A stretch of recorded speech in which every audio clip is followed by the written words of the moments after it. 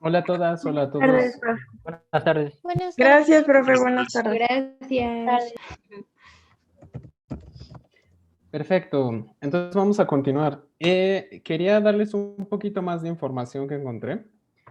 Vamos a hacer una recapitulación rapidísimo, pero algo que quería decirles es que les he estado repitiendo constantemente que la mayoría de estos procesos para la generación de callos o para la obtención de embriones a través de embriogénesis somática tienen que ver mucho con la planta que ustedes elijan y que en todos los procesos ustedes tendrán que estandarizar.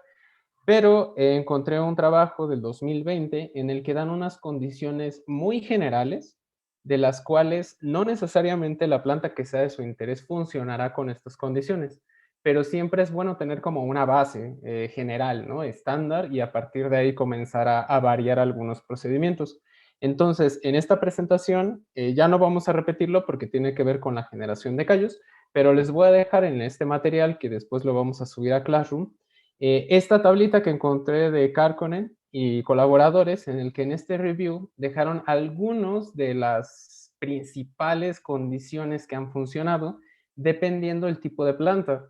Entonces, por ejemplo, para monocotiledonas, el tipo de explantes que se han usado, los medios comerciales que han funcionado y la proporción de auxinas que les ha servido para la producción de callos. En el caso de monocotiledonas, dicotiledonas y gimnospermas, que son como árboles.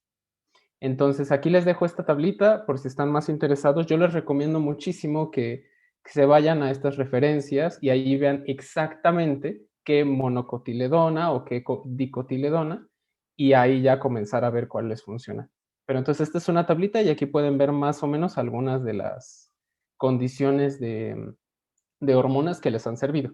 Entonces, esta es como una tablita base, pero bueno, no vamos a repetir tanto en esto. En fin, ahora sí. Y aquí les encontré también esta imagen. Vimos la formación de organogénesis con muchas fotos, y esta es una formación de embriogénesis somática de tabaco. Aquí tenemos un callito, aquí cómo se va formando el embrión, que es la planta completa, y aquí lo vemos desde arriba y desde abajo, con sus brotes perfectamente formados y con sus raíces perfectamente formadas. Entonces, ahora sí, vamos a continuar. Solo quería dejarles esta información por si después les interesa. Bueno, el tema de hoy recuerden sacar todas sus preguntas. Vamos a intentar ir un poquito rápido para abarcar los temas, pero no quiero que se queden con ninguna duda, ¿ok?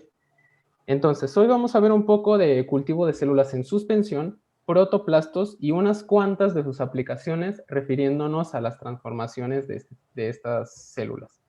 Entonces, los cultivos de células en suspensión. Nosotros ya vimos que a partir de un explante que puede venir de casi cualquier tejido de la planta, nosotros podremos generar callos o podemos hacer la organogénesis somática. Pero tenemos una facultad a partir de los callos, y es que al ser células desdiferenciadas, nosotros podremos colocarlas en un medio que ya no sea líquido, que ya no sea sólido, sino que sea líquido, y crear a partir de callos un cultivo en suspensión, que sean células vegetales desdiferenciadas que pueden estar sobreviviendo en agitación y pues en un medio un poquito más fácil de escalar, por ejemplo, a un bioreactor. ¿Por qué nosotros haríamos esto?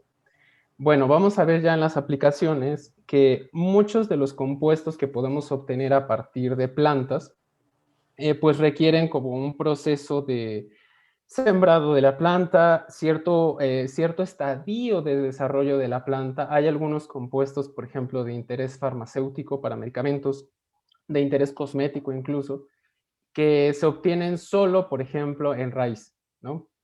Entonces ustedes tendrán que esperar a obtener toda su planta, tener que extraer la raíz, y encima de todo, al tener la raíz en su estado pues, vegetal, en su estado de órgano desarrollado, el proceso de downstream, aquel proceso en el que nosotros tenemos que deshacer las células, lisarlas, quitar todos los restos, quitar todas las proteínas que no queremos, los compuestos que no queremos, para al final obtener nuestro compuesto de interés puro, pues lleva muchísimos costos, ¿no? Como ingenieros en biotecnología hemos visto o vamos a ver que a veces los procesos downstream se llevan el porcentaje más alto de todo el proceso de obtención de algún biocompuesto.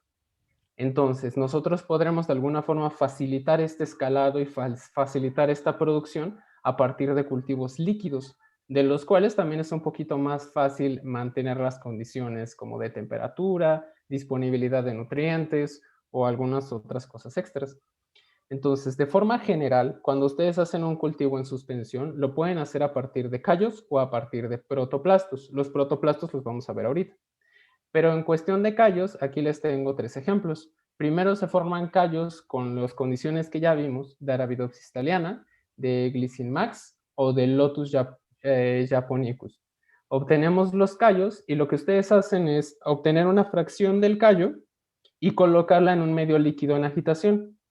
Si ustedes lo hacen en las condiciones adecuadas, ustedes pueden hacer que estos callos se dejen de segregarse, más bien que se segreguen, ajá, que queden en células individuales y ya se mantienen como en suspensión. De esta forma así pueden quedar sus matraces y pues cuando ustedes lo ven en microscopía pues tienen estas formas. No están completamente separados. Siempre tenderán las células vegetales a formar conglomerados o agregados. Es su naturaleza, ustedes lo pueden ver en una planta convencional, ¿no? De hecho, la comunicación entre células vegetales es bastante importante. Entonces, ¿cuáles son ciertas de las condiciones que hay que tener en este tipo de cultivos? Primero, la asepsia y la esterilidad. Normalmente los medios de cultivo que se utilizan en plantas, pues tienen entre principal característica una fuente de carbono como un azúcar, como sacarosa comúnmente. Entonces tienden a contaminarse muy rápido. Y para que nuestras plantas no tengan ninguna clase de competencia y mucho menos la presencia de algún patógeno, debemos de tener muchísimo cuidado con esto, asepsia y esterilidad. Obviamente, el medio tiene que tener los macro y micronutrientes esenciales. Recordemos que en este caso no tenemos ni tierra, más bien no tenemos la tierra que le proporcionaría la mayoría de los minerales y los nutrientes que ustedes ya vieron con el maestro Seón. Y a pesar de que estos cultivos tienen que ser también puestos en un ciclo de luz y obscuridad, la fotosíntesis que realizan no se comparará a la fotosíntesis que realizan en organismo completo. Entonces el medio tiene que estar bien nutrido de todo lo que necesitarían nuestras células. Algunas de las condiciones generales es esto que les digo, tienen que tener un ciclo, normalmente 16 horas de luz, 8 de obscuridad.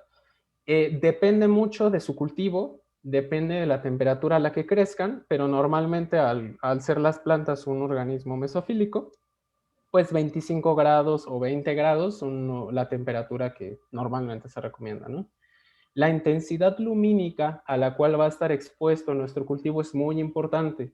Una condición estándar, que podrán ver que el rango es bastante grande, es de 20 a 200 micromoles metros cuadrados sobre segundo. Esta es una unidad lumínica, un poquito más precisa que lúmenes, y es una de las que se consideran. Existen varias calculadoras en internet y algunos programas en los que pueden hacer la conversión de lúmenes a esta unidad, ¿no? Otra cosa, tienen que estar en agitación constante. De aquí depende que formen o no formen agregados. Una agitación estándar se considera de 100 revoluciones por minuto. A diferencia de las células animales, las células vegetales, en este estadio todavía, a partir de callos, conservan su pared celular, lo cual las hace ligeramente más resistentes a las fuerzas de corte. No son tan sensibles a la agitación, pero sí tienen que estandarizarlo si ustedes quieren un cultivo agregado o segregado. Y finalmente, la aireación. Una cosa importante que tienen estos cultivos es que no necesitan, de manera general, en volúmenes pequeños de laboratorio, en escala de laboratorio, una aireación extra. Puede funcionar con el mismo aire que contienen los matraces. Una proporción aproximada es que ustedes ocupen un cuarto del volumen total del recipiente y eso les permitirá tener como la suficiente oxigenación a su cultivo. Tienen también que tener cuidado sobre eso. Recordemos que al estar así las células no están en su condición óptima. Existe mucha comunicación, como les dije, a través de varios sistemas como el plasmodesmata, que es la comunicación entre célula y célula a través de conductos. Entonces, normalmente la planta puede sustentar cierta carencia en algún cierto órgano o en alguna cierta parte de la planta a través de la comunicación. Pero al tener carencia de esta comunicación, es muy fácil que las células puedan morir. Otra cosa importante que deben de considerar es la cantidad de inóculo. Si ustedes colocan una cantidad pequeña o una cantidad grande, de ahí es donde obtendrán el tamaño de los agregados. Dependerá muchísimo, por ejemplo, si ustedes desean obtener un producto que es excretado al medio, lo que más les convendría, por cierta como lógica, es tener agregados pequeños o que estuvieran completamente segregadas las células, ya que si ustedes tienen agregados grandes, todas las células del centro del agregado pues no podrán sacar sus metabolitos de interés. Entonces dependerá mucho cuál sea su función. Si ustedes lo que quieren obtener es como masa celular por algún estudio que quieren hacer, pues tal vez no les afecta tanto que estén lo suficientemente agregados. Y finalmente, las células se reproducen en este estadio, sí prolifera su crecimiento, entonces tienen que hacer una constante reinoculación, tienen que pasar a medio fresco, también tienen una curva de crecimiento que en cada cultivo que ustedes realicen tendrán que determinarla. Se recomienda, al ser cultivos en suspensión de callos y al formar agregados, que no hagan una cuenta con cámara de Neubauer o una cuenta como manual en microscopio. Se recomienda que hagan una curva de crecimiento basado en peso seco, porque de esta forma evitan esto de que si agarraron como muestra de conteo un agregado, y pues les va a dar una cuenta bastante más alta de lo que realmente está ahí. Entonces les recomiendan que hagan a través de peso seco. Y bueno, esta es la reinoculación. Una cosa bastante importante que tienen de diferente con las células de mamífero o las células animales es que las células animales, como vieron, solo se pueden dividir en una cantidad, en cierta cantidad de veces. Entonces no las pueden perpetuar como indefinidamente. Y las plantas, las células vegetales sí lo pueden hacer. Sí pueden hacer una cantidad de reinóculos, pues tal vez no infinita, pero bastante más grande que la de las células animales. Entonces aquí no tienen este problema de tener que congelar antes células y usarlas como un stock general. Entonces estos son algunos de los cuidados y los requerimientos. ¿Hasta aquí tienen alguna duda?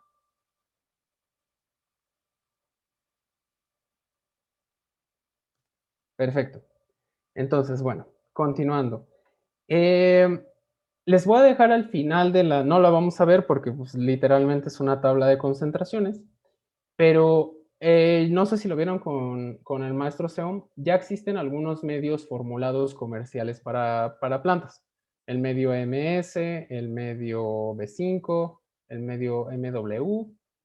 Existen varios, les voy a dejar las recetas aquí en la presentación. Pero, por ejemplo, estas son algunas de las formulaciones estándar que se necesitan para un cultivo en suspensión. Ustedes se van a basar en medios comerciales como el MS y solamente tienen que agregar algunas condiciones extras de fitohormonas si lo que ustedes desean es proliferar. Recordemos que si ustedes dejan sus medios si ustedes hacen sus células en medios en suspensión, carecen de muchísimos otros requerimientos y no son capaces de producir o activar estas rutas de síntesis. Entonces es importante que si lo que ustedes quieren es proliferar células en suspensión, agreguen estas condiciones. Aquí les dejo las condiciones para Arabidopsis thaliana y para tabaco. Y bueno, importante lo que les mencioné, colocar una fuente de carbono. Aquí hay una cosa interesante, el pH en el que son cultivados estos medios no es a 7, como se podría llegar a pensar, es a 5.7 y a 5.8. Entonces, estas son algunas de las formulaciones. Una cosa que les puedo dejar como un consejo práctico es que normalmente el medio de cultivo que ustedes usen para la suspensión es el mismo que ustedes usen para el gel, prácticamente el mismo. Solamente no le agregan el agar para que no se haga sólido. Ese es como un consejo muy, muy, muy general. Pueden usar el mismo, técnicamente es la misma formulación. A menos que ustedes deseen evaluar otro proceso. Ahí es cuando tal vez les conviene que sea distinto. Vamos a ver. Ok, ¿De qué nos sirven estos cultivos en suspensión? ¿Qué ventaja tendrían? Primero, para investigación, existen ciertas limitaciones en el caso de la investigación. ¿Por qué? Porque si ustedes quisieran evaluar el metabolismo o la fisiología de una célula vegetal en suspensión, o sea, usando una plataforma de células en suspensión en vez del organismo completo, se perderían de muchísimos de los procesos de comunicación, de interacción, de mensajes. Se perderían de demasiado y probablemente el resultado que obtendrían no se acercaría al resultado real o natural en el que está sucediendo ese fenómeno. Entonces se limita un poquito si ustedes lo quieren usar para investigación. Las ventajas que podrían tener dependiendo es que las células tienen una cierta homogeneidad. Hasta cierto punto, aunque nosotros vimos que dentro de un callo hay muchos tipos celulares, que no todos tienen el mismo potencial de desarrollo y no todos tienen el mismo estadio de transdiferenciación, sí guardan una cierta homogeneidad, que normalmente no se tiene en una planta completa. Entonces, que tienen una disponibilidad bastante grande de material. El volumen de células que ustedes pueden obtener a una escala y a un procedimiento estándar podría ser mayor que el de tener todos como sus cultivos, ¿no? Tienen una tasa rápida de crecimiento, podrían obtener gran cantidad de células sin esperar tanto tiempo, que es lo que llevaría a una planta en que se desarrollara. Y la reproducibilidad. Si ustedes estandarizan adecuadamente su iluminación, sus requerimientos nutricionales, la agitación, la intensidad lumínica, podrían tener una reproducibilidad en todas sus mediciones. Esas son las ventajas que tienen la investigación, pero insisto, tienen que tener cuidado si lo que ustedes desean investigar no está dentro de los límites que les permite. Entonces, fuera de la investigación, una de las principales ventajas que tiene esto es para la producción. ¿Por qué? Porque ustedes pueden generar metabolitos secundarios de alto valor en una cantidad que no podrían obteniéndolos a partir de la planta completa. Era lo que les mencioné, no solo con las ventajas de los procesos de downstream o de purificación, sino también la ventaja de volumen. Una cosa importante, ¿alguno de ustedes sabe qué es un elicitor? ¿Han escuchado de eso, de inductores y elicitores? No es la primera vez que lo vengo escuchando. Ok, los Pues, elicitores... A ver, dígame, ¿quién? ay, es que, bueno, estaba leyendo algo y era como que un compuesto que se le introduce a la planta para que esta, am, como una hormona, bueno, no una hormona, pero que tenga cierta respuesta ante el, pues, el compuesto que le estás agregando, algo así leí. Exactamente, Dani, justamente. Hay una diferencia importante entre inductor y elicitor, a pesar de que tienen el mismo efecto. Si ustedes tienen, suponiendo, es más, les voy a dar un ejemplo que yo conozco y que conocemos en el grupo de investigación. Por parte de la doctora Oliver, ellos están haciendo un proyecto, medio se los comenté, de Ibervilla sonorea, una planta que produce un antiinflamatorio, hipoglucémico y anticancerígeno. Entonces, esa planta está en peligro de extinción, es como una raíz, por la explotación que ha habido de manera irresponsable, está al borde de la extinción. Entonces, lo que ellos hacen es, obtienen callos, los ponen en matraces, en cultivos en suspensión, pero se han dado cuenta que en presencia de inductores, que los inductores son moléculas o compuestos que generan o que incrementan la producción de algún metabolito secundario. ¿Okay? Un inductor normalmente es un compuesto natural de la planta. Por ejemplo, una fitohormona o una fitohormona, algo que sí estaría presente de manera convencional. El caso de un elicitor es un compuesto ajeno a la planta que lo que ocasiona es una respuesta de defensa de la planta. Por ejemplo, lo que usaban en esta investigación como inductor, una hormona, pero como elicitor usaban extracto de levadura, el mismo que usamos para hacer medios de cultivo. Porque ese extracto de levadura tiene un montón de compuestos obviamente de la levadura, que la planta, las células en suspensión de Iberville sonorea, reconocen como un compuesto ajeno y dañino, algo así como el sistema inmune de la planta, y entonces producen una respuesta. Y justo esa respuesta de defensa es la producción de los compuestos de interés. Entonces, la diferencia entre inductor y elicitor es que el inductor es un compuesto que se encuentra normalmente en la planta y ayuda a dirigir el metabolismo hacia una vía, y un elicitor es un compuesto ajeno a la planta que genera una respuesta de defensa que lleva a una ruta metabólica que nos interesa. Esa es la diferencia. Entonces, en el caso de producción, ustedes pueden generar o aumentar la producción a través de inductores y elicitores, algo que sería un poco más complicado en la planta completa. Entonces, si ustedes saben que una planta produce tal compuesto de interés, tal fármaco, y después se dan cuenta que esa producción la hace más intensa si ustedes le agregan, no sé, cultivos o no sé, desechos celulares de Escherichia coli, entonces lo pueden usar como elicitor y aumentar la producción de su compuesto de interés farmacéutico. Entonces, esa es una ventaja bastante grande. Pueden incrementar la producción de un compuesto. Que tienen un control estricto de las condiciones y eso también les ayuda a controlar los procesos de downstream. Si ustedes aseguran que su compuesto no está contaminado con ninguna otra clase de microorganismo, pues eso le da cierta seguridad al compuesto que purifican. Y bueno, lo que ya les mencioné muchísimo, que disminuyen el proceso de downstream. Entonces, estas son algunas de las ventajas. Y bueno, ¿tienen alguna duda?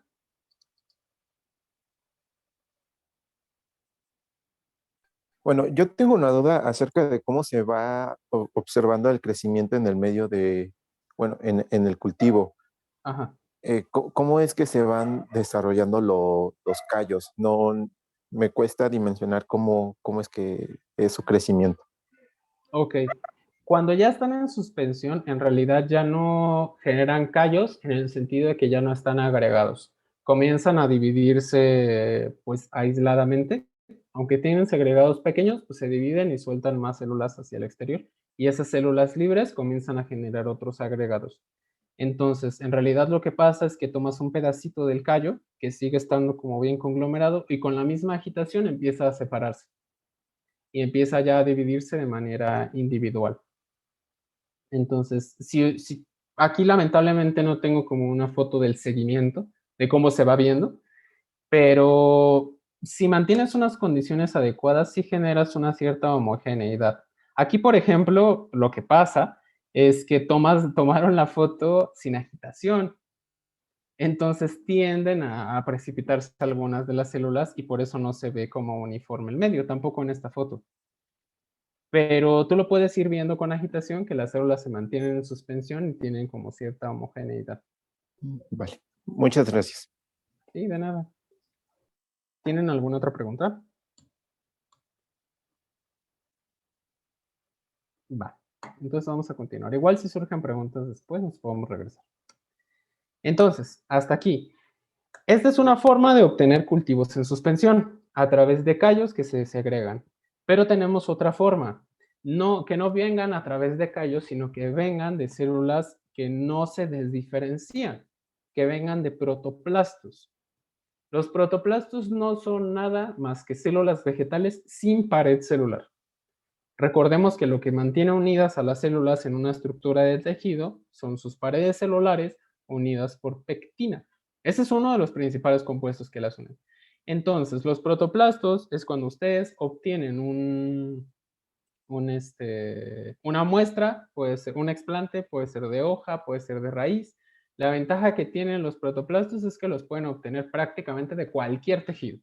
Puede ser de un pétalo, puede ser de cualquier parte de la hoja, no tienen tanta restricción. Entonces ustedes deshacen esa pared celular y quedan las células únicamente con su membrana citoplasmática y pues quedan en suspensión, ¿no? Aquí es muy importante el fitness. El fitness refiere a la morfología que tienen las células. Entonces automáticamente se vuelven esféricas. Si han visto una imagen clasiquísima de células vegetales, pues siempre son cuadradas o tienden a ser como con ángulos con ángulos cuadrados, y los protoplastos pues siempre son redonditos. De hecho, es importante evaluar el fitness porque si ustedes hacen una obtención de protoplastos y están todos deformes, probablemente alguna de las condiciones no está en su mejor opción. Eso es lo que a mí me pasó, por ejemplo, en un intento de hacer protoplastos. ¿Cómo pueden obtener los protoplastos? Es relativamente fácil. Lo único que tienen que hacer es someter su tejido a 3 enzimas principales, que es pectinasa, hemicelulasa y celulasa. Entonces pueden obtener los protoplastos de 2 maneras, en 2 etapas o en una etapa. Depende de la planta y del procedimiento que ya hayan estandarizado. En 2 etapas es primero digerir con pectinasas para separar las células, pero sin disolver su pared. Entonces, la pectina, insisto, es lo que une pared con pared de las diferentes células. Entonces, pueden obtenerlas separadas, pero con pared. Y una vez separadas con pared, las someten a una digestión con hemicelulosa y celulasa. Y ahora sí, degradan la pared y quedan únicamente los protoplastos. Y si ustedes hacen el procedimiento de una etapa, simplemente es ponerlo a digerir con las 3 enzimas al mismo tiempo. Entonces, esa es como, obviamente es la manera más fácil, es la manera más sencilla, pero dependerá, ¿no? Tal vez a ustedes les interesa hacer un estudio en el que no se degrade la pared. Entonces, pues pueden hacer solamente la primera etapa de este proceso. Entonces, estas son como las 2 formas. Insisto, es relativamente sencillo. Y bueno, lo que tienen que tener cuidado una vez que hacen esto, pues son en ciertas condiciones, como la asepsia y la esterilidad. Esto que les mencioné, los protoplastos pueden ser generados a partir de cualquier órgano, pero es muy importante saber esto. En este caso, no hay estrictamente un proceso de desdiferenciación. ¿Okay? No regresan a una etapa en la que son como totipotenciales y se puede generar raíz o brote inmediatamente. Solamente es degradar la pared. Sin embargo, a pesar de que no se desdiferencian o transdiferencian estos protoplastos antes de generarse, sí pueden perder su patrón de expresión característico del tejido de donde vienen. Si ustedes hacen protoplastos a través de raíz, recordemos que algunas células de la raíz tienen bien establecidos sus patrones de expresión y con ellos pueden decir, esta sigue siendo una célula de epidermis de raíz o esta sigue siendo una célula de meristemo de raíz. Pero en el momento en el que se pierde la pared, se pierde la conexión con sus otras células. Se pierde esta formación del tejido y el patrón no necesariamente se conserva. Puede cambiar. Entonces, tienen que tener cuidado con eso, dependiendo del estudio que quieran realizar. Y bueno, en el caso de las macronutrientes y micronutrientes, también el medio base para este tipo de cultivos en suspensión es también el MS con algunas modificaciones, pero lo más importante es que las células vegetales, al perder su pared, son bastante más sensibles a la presión osmótica porque ya no tienen esta pared rígida que las protegía. Entonces, la característica esencial que tiene que tener este medio es que sea una solución isotónica o, en su defecto, ligeramente hipertónica. Esto lo logran agregando sorbitol, manitol, sacarosa o glucosa para controlar la presión osmótica. También es agregar un extra de calcio para estabilizar la membrana, para que tengan este fitness bonito y redondito. Y bueno, puede ser en cultivo líquido completamente o semisólido, pero pues no pueden tener protoplastos en un cultivo sólido, porque pues quedaría desprotegida una parte del protoplasto y pues ahí tendrían como un cierto problema, ¿no? Tienen que estar completamente sumergidos en algún medio. Cosa importante, los protoplastos pueden regenerar su pared. De hecho, si ustedes quisieran obtener a partir de protoplastos un embrión a través de embriogénesis somática, como vimos, lo primero que tendrían que hacer es dejar que se regenerara su pared. porque al no tener pared pierden la capacidad de hacer estos procesos de restauración o de regeneración. Entonces, un estándar es que en el medio de cultivo, después de 24 en 36 horas, recuperan solitos la pared. Dime, Jimena. Sí, ahí me confundí un poco porque, pues el punto de esto es quitarles la pared, ¿no? Entonces, o sea, con qué objetivo uno le quitaría la pared a una célula y después esperar a que se regenerara para hacer el... Ahí me perdí un poquito. Ok, justo era lo que íbamos. ¿Por qué le quitaríamos la pared? En el caso de protoplastos, sí los puedes usar también para producir compuestos como metabolitos secundarios, o sea, hacer este mismo proceso y te conviene que sigan sin tener pared, ¿no? Que no formen pared para que no formen aglomerados y no formen su tejido. Pero la ventaja que tienen los protoplastos es que los puedes usar para transformarlos. Es un método de transformación de plantas. Entonces, si tú quisieras, por ejemplo, obtener, vimos el ejemplo del agave, si tú quisieras obtener un agave transgénico, tal vez por los métodos convencionales como Agrobacterium, ¿no? No funcione, tal vez Agrobacterium no lo infecte, o si lo infecta, pues tendrías que hacer esperarte 12 años a que crezca tu semilla, ¿no? Modificada. Entonces, ¿qué te convendría hacer? Te convendría en ciertos cultivos formar protoplastos, transformar los protoplastos y a partir de los protoplastos generar tu planta completa. Pero para poder hacer esto, tienes que dejar que los protoplastos se regeneren, que regeneren sus compuestos esenciales como célula vegetal. Y uno de esos compuestos es su pared. Entonces, si a partir de protoplastos quieres generar la planta, pues regeneras la pared.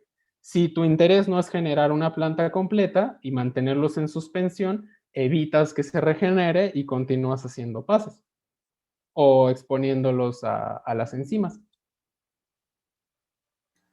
Ok, o sea, entonces, hipotéticamente, no sé, uno le quita la pared, ¿no? Y Ajá. los desdiferencia y luego Mm, ahí ya se regenera la pared.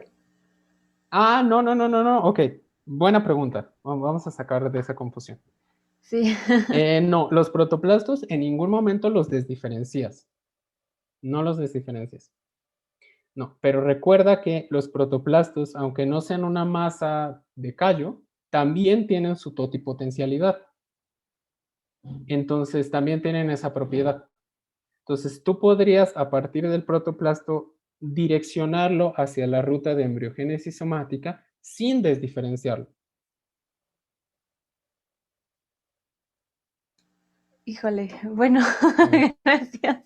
No, Solo, si sigues, solo para bueno, complementar un poco la respuesta. Los protoplastos o las células individuales de vegetales, les quitas la pared porque normalmente los quieres llevar a un bioreactor o a un matraz agitado a nivel experimental, porque quieres producir un metabolito. Entonces, cuando los quieres llevar a un bioreactor, quieres que se comporten como una célula individual, similar a E. coli, o más similar quizás a una célula animal. Entonces, el esfuerzo de corte que ocurre si le dejas con pared es muchísimo. Y no puedes, en realidad, matarías a la célula en un matraz agitado o en un tanque agitado. Entonces, si lo quieres ver desde el punto de vista biotecnológico o de bioprocesos, es imprescindible desprenderte de la pared celular para que las células puedan tener la correcta areación y el correcto intercambio de masa y de energía en ese tanque agitado. Ahora bien, como bien dices, si yo quiero regenerar una planta, ¿para qué le quito la pared? Ah, bueno, porque si tú la dejas con pared, si esa célula la dejas con pared, cuesta muchísimo trabajo modificarla genéticamente hablando, por cualquier método, sea por biobalística o sea por agrobacterium. Entonces, Le quitas la pared para que sea más fácil introducir el DNA y una vez que introduces el DNA adentro de la célula, manipulas el cultivo para que la célula vuelva a generar su pared y a partir de ese momento entonces puedas establecer el proceso de regeneración. En realidad, el estudio o poca gente hace la regeneración a partir de protoplastos. Normalmente los protoplastos se quedan ahí en forma de protoplastos. No sé si eso ayude. Sí, sí, muchas gracias. Gracias, doctor. Sí, de hecho, ahorita vamos a ver esta cuestión de la transformación de protoplastos y vamos a complementar un poquito lo que dijo el doctor. Gracias. Pero, sí, sí, de nada. ¿Alguna otra duda de esta parte? Entonces, usas o sea, regeneras la pared para, ay, ¿para qué era? Eh, si tú quisieras obtener la planta completa a partir de protoplasto, tienes que dejar que regenere su pared. Ok, gracias. Sí, Daniel. ¿Alguna otra pregunta? Yo tengo una duda. Claro, Dani. El hecho de que se esté poniendo constantemente a las enzimas, ¿no afectaría algún otro bueno, algún otro órgano dentro de la célula? Tienes que tener mucho cuidado en la concentración de las enzimas. Sí, pueden llegar a generar como otro tipo de efectos o que modifiques el fitness o lo incrementes a más presión, pero no, en realidad no. Como las enzimas atacan exclusivamente los compuestos de la pared, no hay como mayor afectación. De hecho, si haces un protocolo de generación de protoplastos estandarizado y adecuado, el daño que sufre la membrana y las células como tal es muy bajo, porque solo afectas los carbohidratos que están presentes en la pared. Pero sí tienes que tener mucho cuidado con eso, Adi. No es como que puedas ponerle kilos de las enzimas y ya dejarlas. Ok, gracias. ¿Sí? ¿Alguna otra pregunta? Ok, perfecto. Entonces, eso es lo que tiene que ver con protoplastos. Y ahora sí, antes de pasar a la última parte, que es como de qué nos sirven estos procesos, de qué nos sirven los callos, de qué nos sirven los protoplastos, de qué nos sirve la embriogénesis o la organogénesis, en la cuestión de la modificación genética. Entonces, antes, como ya vimos, ustedes pueden generar una planta a partir de los métodos, ¿no? De organogénesis y embriogénesis somática, generando callos. Esa es como una forma. Otra forma que ustedes tienen es generar protoplastos y a partir de los protoplastos redirigirlo a embriogénesis somática. O sea, como sea, tienen varias rutas para generar plantas completas. ¿Cómo podemos aprovechar esas rutas?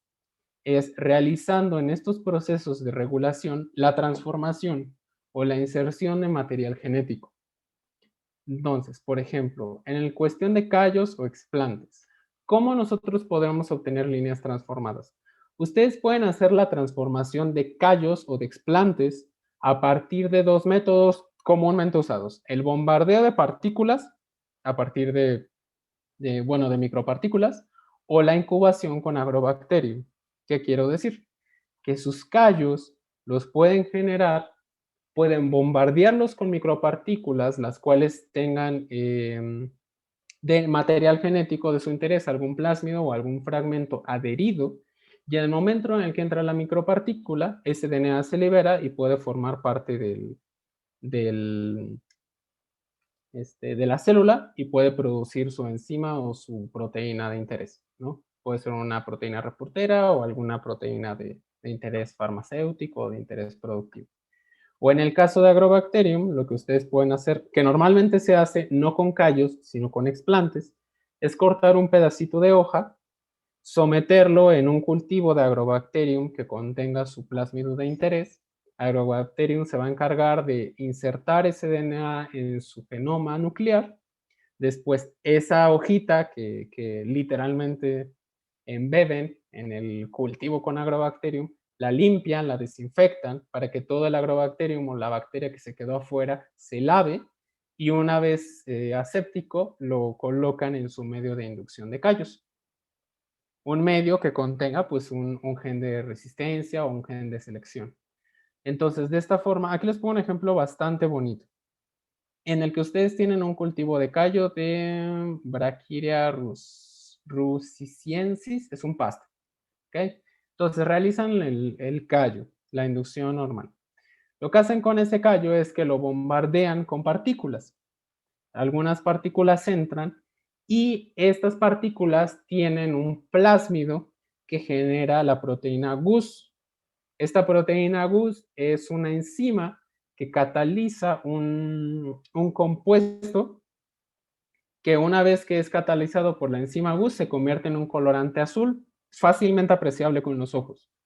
Entonces aquí se ve la muestra de que estos puntitos azules son las células en las cuales entraron las micropartículas, liberaron el plásmido y ahora estas células están expresando de manera transitoria la expresión de Gus.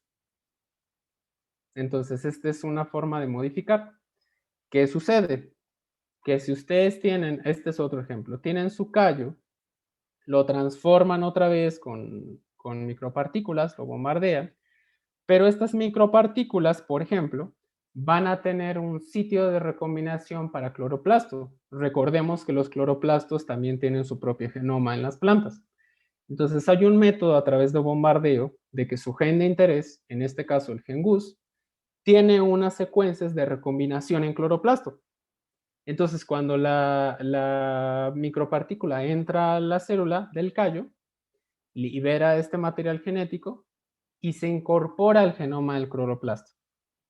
Entonces, este callo empieza a crecer, a proliferar, pero empiezan a proliferar todas las células que tienen ese gen de interés, el gen Gus. ¿Y qué pasaría si a partir de este callo, por organogénesis o por embriogénesis, generan la planta completa?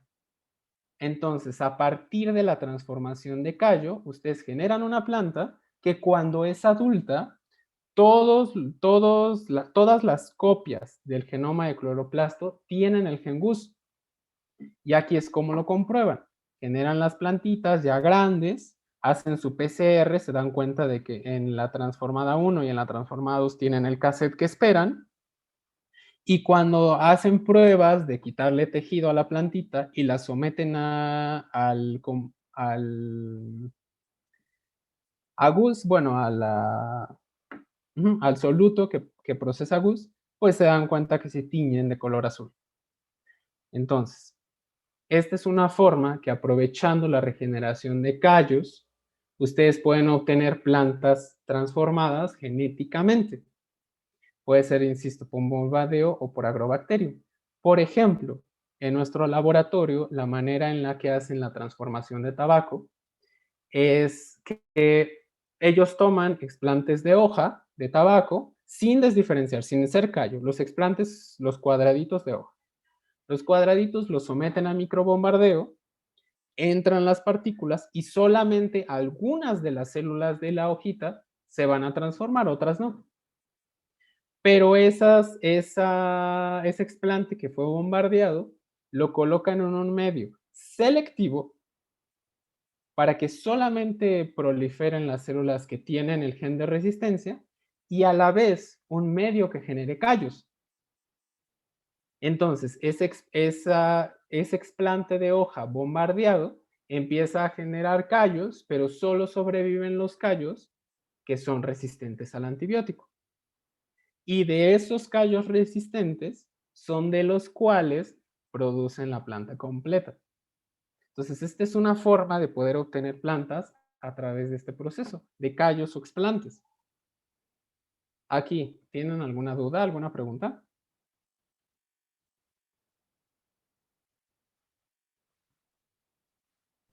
Chicos, Bueno, aquí, preguntas. ¿no? Ok, aquí voy a hacer una aclaración importante.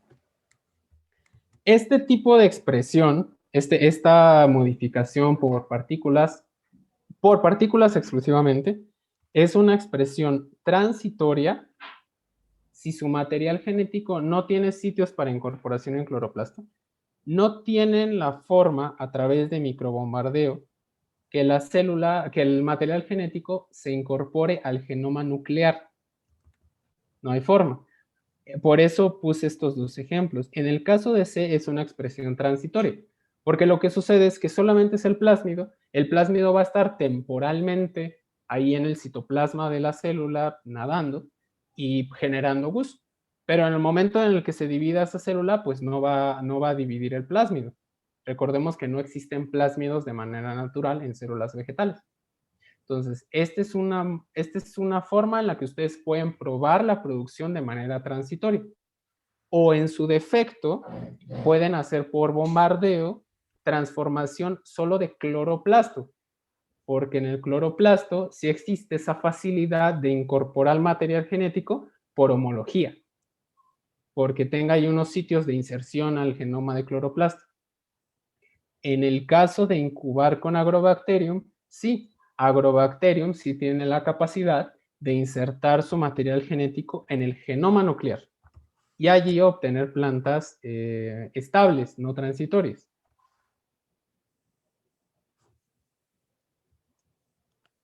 Entonces, sí.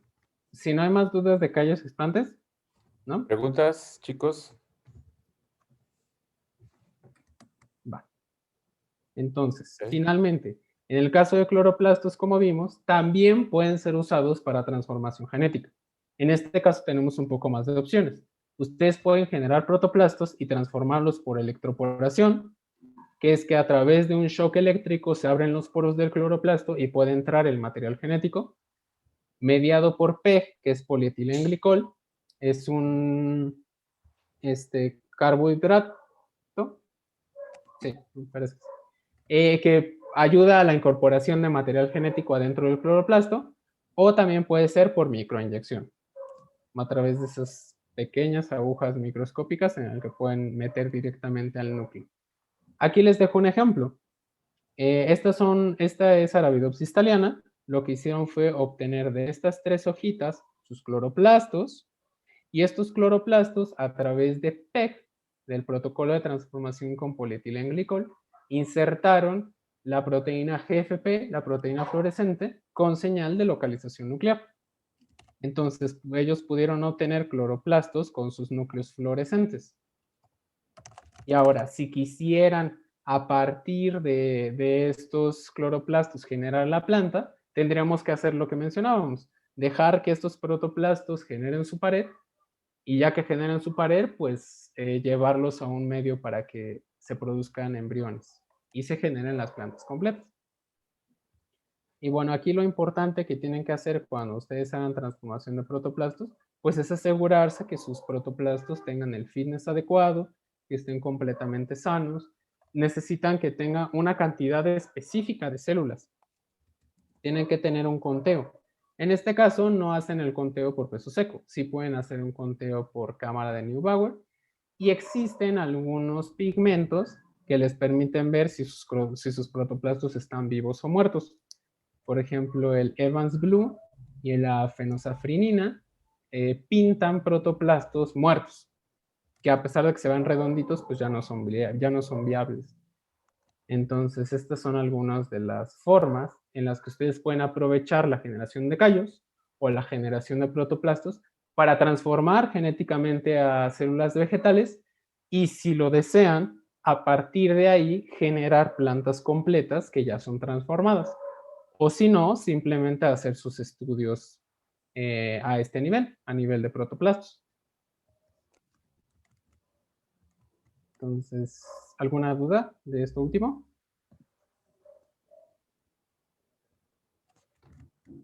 Y bueno, entonces algunos de sus trabajos, de los artículos, tienen que ver con esto, con la transformación de protoplastos, con la transformación de callos. Y pues bueno, una cosa importante que deben de saber es que existen muchos métodos para generar plantas transgénicas, pero dependerá de muchísimas cosas como el tiempo de crecimiento de la planta, si la planta es susceptible a la infección por Agrobacterium o no, si la planta ya tiene estandarizados sus procesos de regeneración por callo, por organogénesis directa o por embriogénesis directa o por protoplasto. Y a través de eso es como ustedes seleccionan la mejor forma de transformación. Por ejemplo, si ustedes quisieran modificar genéticamente café, ¿qué les convendría más? Esperar todos esos años hasta que crezca una planta, intentar transformar, por ejemplo, tal vez por Agrobacterium, y después esperarse otros tantos años para que genere la planta completa, o si les conviene hacer callos, o si les conviene hacer protoplastos. Entonces, esas es como las alternativas que ustedes tienen. No todas las plantas pueden ser transformadas por Agrobacterium. Y bueno, entonces eso es todo. En los materiales suplementarios que les voy a dejar, están todas las fuentes de esto. Si les interesaron estos temas, micropropagación, regeneración, les recomiendo que los vean. Ahí hay muchísimo más detalle de las condiciones que se recomiendan, especialmente también para protoplastos y para callos y explantes. Y bueno, hasta ahí. Y esto es lo que les decía. Al final de la presentación les dejo algunas de las formulaciones de los medios principales para cultivo de plantas, porque pues, son los medios que se utilizan en casi todos estos procesos de cultivo. Y bueno, eso es todo. Entonces, si no tienen más dudas, preguntas. Yo tengo una duda, profesor. Claro, Juan, dime.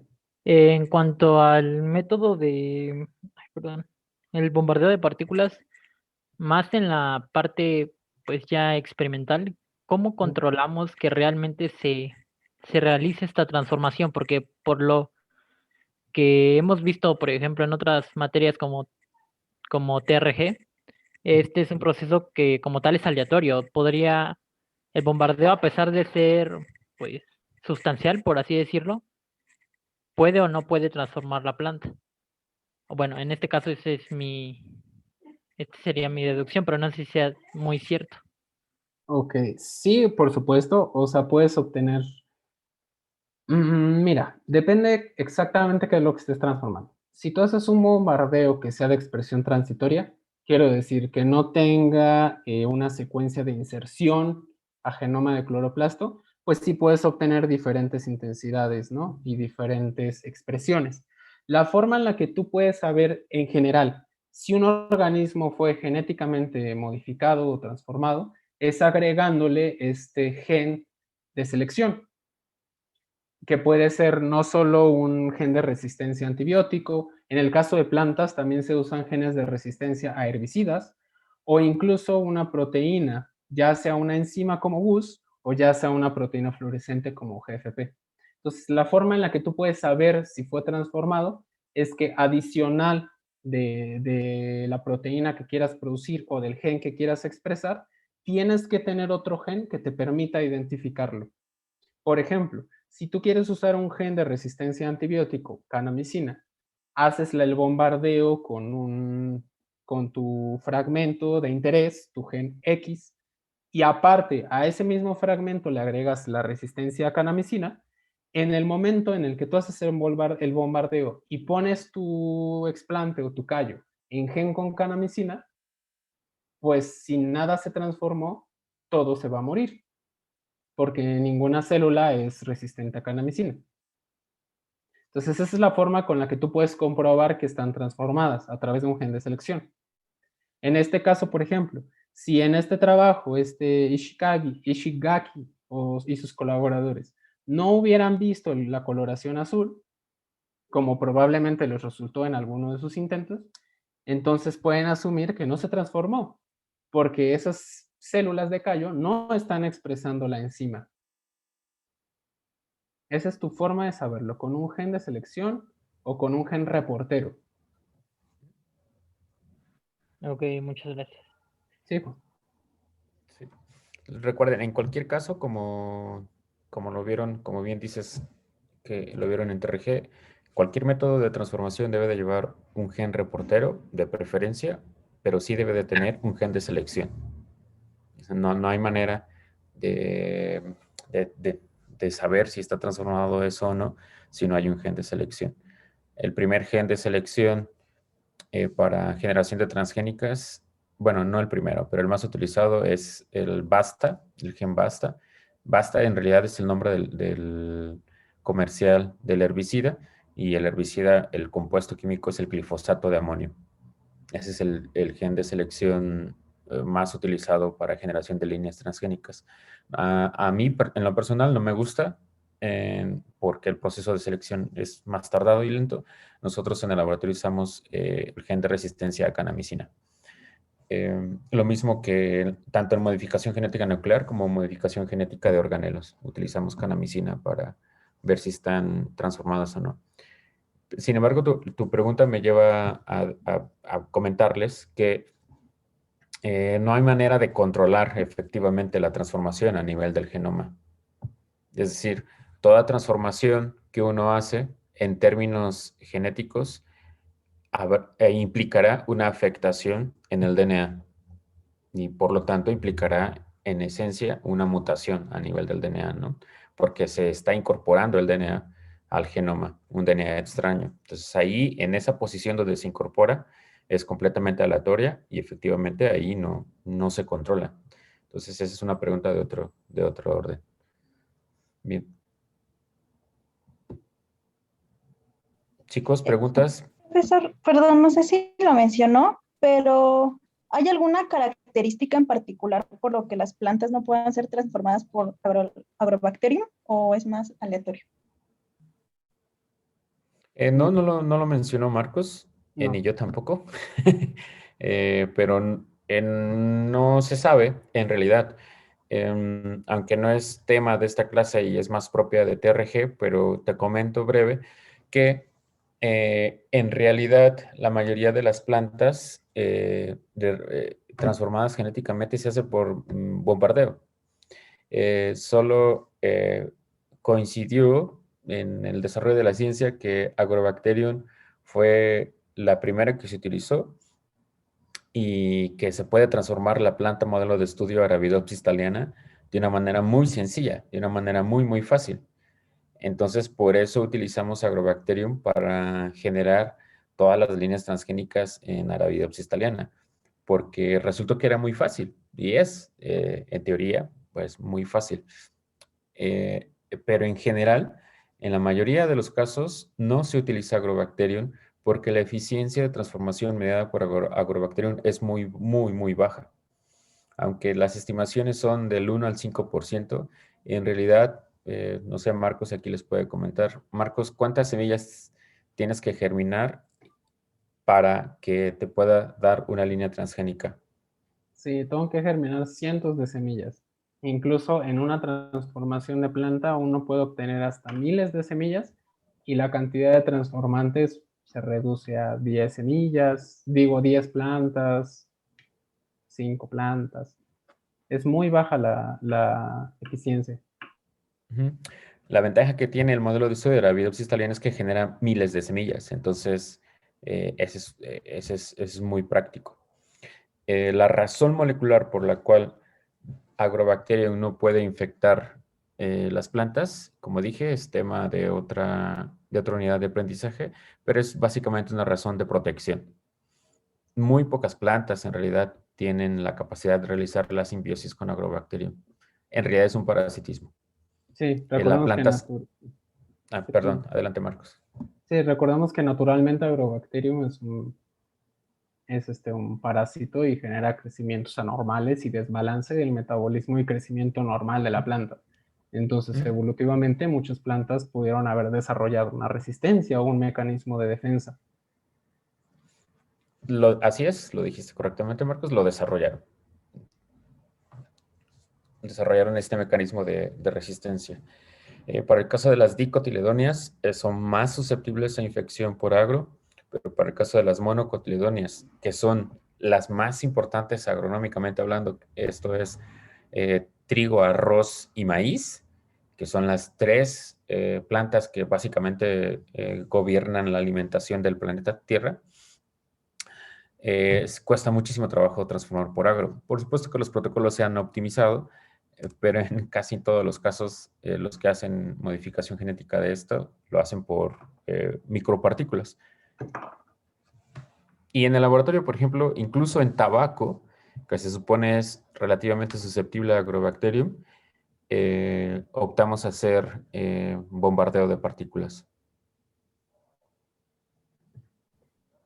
Sí, muchas gracias. Muy bien. ¿Preguntas de esta parte o de las anteriores que de esta semana? Yo tengo una duda. Adelante. Oye, la vez Bueno, pasada me quedé con la duda yo, si es Jania o Ania. Jania, como con, Jania, ajá, como si fuera J. ajá, sí. Ok. Mencionó que los protoplastos no se desdiferencian, perdón, sino que más bien tenían como una totipotencialidad que los llevaba a hacer embriogénesis somática, pero ¿cómo se realiza eso? O sea, ¿de qué manera funciona eso? Ok. Ok, primero, una aclaración breve. Recordemos que, por definición, todas las células de la planta son totipotenciales, todas. La diferencia que pueden tener y que vemos de protoplastos a callos es esta transdiferenciación, ¿no? En el caso de protoplastos no se transdiferencian, continúan como si fueran células diferenciadas, y en el caso de callos, pues sí, adquieren esta desdiferenciación o transdiferenciación. ¿Y cómo es que a partir de los protoplastos se genera una planta completa? Bueno, es solo porque se guía por el camino de embriogénesis, hace esta cascada que no vimos mucho, esto, pero comienza con esta regulación de genes, esta red de control. También tienen que ser inducidos los protoplastos, no es como que solitos generen la embriogénesis somática. Tienes que colocarlos en medios con auxinas, después quitarlos de las auxinas y activar toda esta cascada de genes. Entonces es a partir de eso el que se genera. No, no sé si respondí tu pregunta, Ani. Sí, sí, más o menos. Más o menos. Sí, o sea, le tengo que leer más, supongo. O sea, No, siento que... haz la pregunta. A ver, replantea la pregunta. O yo la voy a replantear Ok. desde otro punto, desde otra óptica. ¿Cuál es la razón por la que una célula vegetal, en este caso un protoplasto, pero una célula vegetal, tiene la capacidad de formar un embrión somático? La respuesta sencilla es: no se sabe. Es decir, no conocemos bien las razones ni las causas moleculares que llevan a una célula que sí sabemos es totipotencial a que de repente se transforme en un embrión somático. Marcos tiene unas excelentes imágenes por ahí. Me parece que... No recuerdo. Ajá. Entonces, la respuesta sencilla es no se sabe. Ahora, ¿cuáles son las aproximaciones científicas que indican qué es lo que provoca que una célula se transforme voy a utilizar esa palabra transformación, que no es la más adecuada, pero que una célula se forme a embrión somático? Pues la respuesta nos las dan las hormonas y la respuesta nos las dan los genes de respuesta a hormonas. Cuando se manipula el medio de cultivo para que una célula se vaya a embrión somático, se le ponen ciertas concentraciones de hormonas. Y como nosotros lo vimos en clase, de hecho en mi clase de hormonas, las hormonas activan un montón de genes. De esos, incluso esos genes los comentó Marcos. Ahí está, por ejemplo, estos. Los genes LEC, los genes JUC, etcétera, los WOTS, ¿no? Particularmente los WOTS. Entonces, los WOTS normalmente son respuesta a auxinas, pero luego tienes los otros genes que son de respuesta a gibrelinas, ¿no? Que pueden ser los JUC o los LEC, y etcétera. Entonces, tienes un desprendimiento o activación de un montón de genes.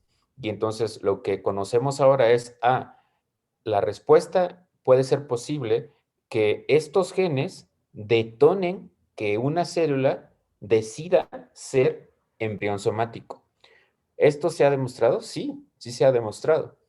Lo que ha habido un montón de experimentos y donde se han hecho, también medio lo explicó Marcos, no medio, en realidad sí lo explicó. Y lo dejaré ahora que lo explique. No sé si con esta pequeña explicación queda más clara la pregunta. Sí, ya. Gracias, profe. De hecho, complementando un poquito, que dijo el doctor Ania, recordemos esto que les dije, que una célula, vamos a olvidarnos el tema de diferenciada, de diferenciado, todo. Una célula con cualquier clase de identidad, hablemos de una célula de epidermis de raíz, hablemos de una célula de estoma en hoja, hablemos de un cigoto, todos tienen esta marca, esta huella digital, este patrón de expresión que los caracteriza. Si tú compararas un protoplasto obtenido del órgano que tú quieras con una célula de callo, tendrían un patrón de expresión distinto. Eso es verdad. Serían con identidades diferentes. Se desconoce cómo teniendo esas identidades distintas podrían generar, ¿no?, el embrión a través de célula somática o la organogénesis. Lo que sí es un hecho y que no aúne en eso, y si quieres saber un poquito más, está justo en estos artículos, es que para que se genere la embriogénesis somática a partir de protoplasto, no es que el protoplasto genere un callo, porque las divisiones que se obtienen del protoplasto no tienen la identidad de callo, no tienen esa huella de callo, tienen otra. Pero lo que sí es importante que tiene que suceder antes de que el protoplasto genere un embrión es que sí tiene que haber una división del protoplasto y hay una generación de un conglomerado de células que no tienen la identidad de callo. Por eso no podemos decir que el protoplasto genera callo. Sin embargo, sí es necesario que haga esta proliferación el protoplasto, porque a partir de muchas células es cuando ahora sí es capaz de generar el embrión con sus dos polos, con sus dos meristemos. No sé si esto complementa un poquito más, Ani. Sí, sí, ya. O sea, sí hay proliferación de... O sea, sí es como un callo, pero no callo, ¿no? Sí, forma como un conglomerado celular. No podemos decir que es callo porque no tiene el patrón de expresión de callo, no tiene las mismas características, pero sí necesita como proliferar y ya una vez que prolifera con cierta cantidad de células, ahora sí comienza como toda esta cascada. No es como que de una única ya comienza a generar raíz y brote y todo. Ok, gracias. Una última pregunta antes de dar paso a las preguntas de los artículos, porque si no. Entonces, una última pregunta de toda esta parte de las clases. Yo tenía una duda. Adelante.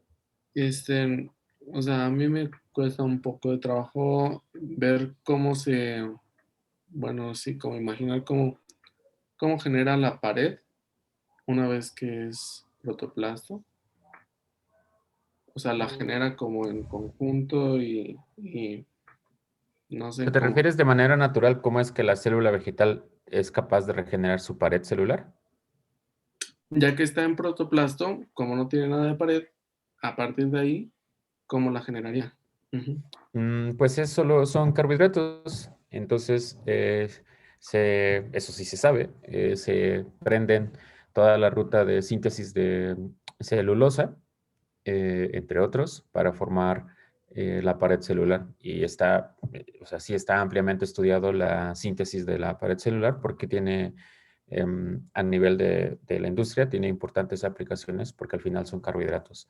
Entonces, si tu pregunta es cómo es que la célula que no tiene pared de repente empieza a formar la pared, está en su programa genético, es decir, está en su genoma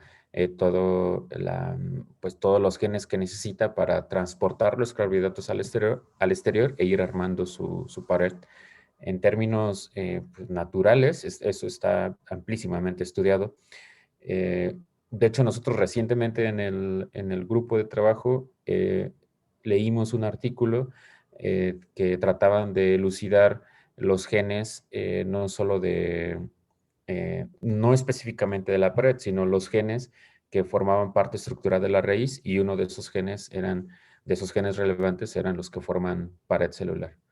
Entonces, yo entiendo que puede resultarte trabajo, si tú te refieres a que si hay un video de cómo la célula después forma pared, la respuesta es no. No hay un video de cómo, no hay un video, pero sí hay fotos. De hecho, si quieres más información, José, algo que no les mencioné de esta figura y fue mi error, es que en este caso, en el caso de la A, es un protoplasto. Estas bolitas que ven no son células, son cloroplastos. Exacto. Este es un protoplasto redondito con su fitness convencional de protoplasto. Y este es una vez que recuperó su pared, vuelve a adquirir esta forma ya no tan redonda, ya un poquito más cuadrada, y justo este está en división. Esto te lo digo especialmente porque este artículo, esta revisión de Vaisanen del 2020, viene de un libro de Springer Protocols especialmente escrito de pared celular de plantas. Y justo este artículo se refiere al estudio de la regeneración de la pared. Entonces, si tú quieres ver eso, justo para esto también sirvieron los protoblastos, para estudiar la generación de la pared, la unión de las paredes y la formación de tejido. En este libro, no exactamente en este capítulo, pero en este libro que voy a dejar en Classroom, ahí encontrarás un poquito más acerca de estos procesos como de pared celular. Gracias. Sí, pues. Bien. Entonces, pues con eso terminamos esta parte de las clases. Y si hay alguien, está aquí Seon, por si alguien tiene dudas, bueno, estamos los tres, pues si alguien tiene dudas referentes a los artículos. Recuerden que la fecha límite de su video es el lunes a las 5:30 de la tarde. Ok, entonces nos quedamos con los equipos que tengan dudas, por favor. Entonces... Gracias, bonito fin. Bonito fin. Bonito fin. Gracias, profesores. Bueno. De nada. Hasta luego. Gracias, hasta luego. Yo tengo una pregunta. No, profesores, gracias. Sí, adelante. ¿Qué? Hasta luego. El día Dime. lunes vamos a ver nada más la discusión como de todo en general. Sí, el día lunes vamos a estar los tres, según Marcos, vamos a hacer como una especie de podcast, donde vamos a platicar de un tema en particular, y vamos a interactuar con ustedes si tienen alguna pregunta, pues ya, pero sí, solo va a ser la discusión de todos estos temas de nutrición vegetal, vamos a proponer, va a ser como una mesa redonda. Ok. Gracias. Sí. ¿Pero los videos se suben al Classroom o cómo? Sí, gracias por comentarlo. Sí, hay que subir por favor los videos al Google Classroom. Y nuevamente a la fecha límite, lunes 5:30 de la tarde. Entonces Y es como una publicación, ¿no? O algo. Exacto, por favor. Sí. Gracias.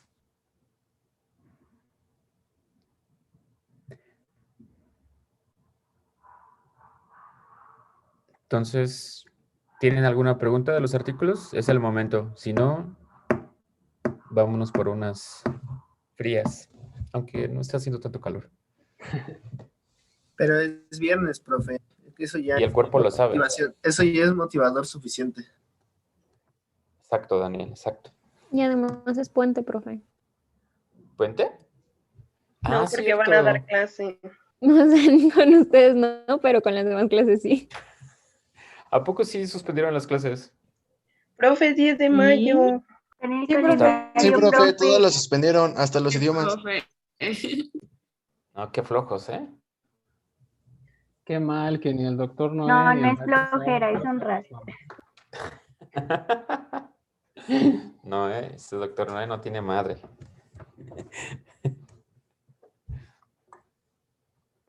Bueno, parece que no hay dudas, entonces... Yo tengo una duda, pero no es de los artículos, sino más bien del video. Adelante, Dani. ¿Tenemos que hablar todos o solo puede hablar una persona? O... Es que si no se escucha medio raro estar cambiando de voces cada... Pues miren, es difícil de por sí en un equipo evaluar si todos trabajaron. La idea es más bien... honestamente, creo que ya lo habíamos dicho, pero a mí estas cosas de instrucciones siempre se me olvidan. Pero le podemos preguntar a alguien que está aquí presente. Gregorio, ¿estás ahí? Sí, profe.